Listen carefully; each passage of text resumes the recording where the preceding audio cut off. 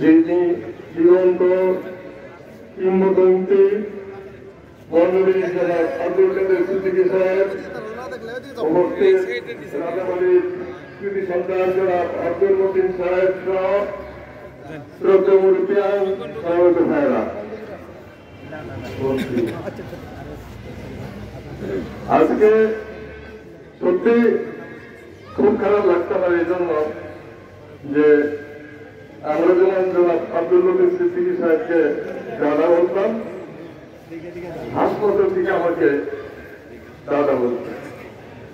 মৃত্যুর কিছুদিন আগেও বাগুটা বাজারে বসে দুজনে কথা বলছিলাম, ভাবি নাই যে ডক্টর আপনাকে হাসপাতাল আমাদের ছেলে চলে যাবে।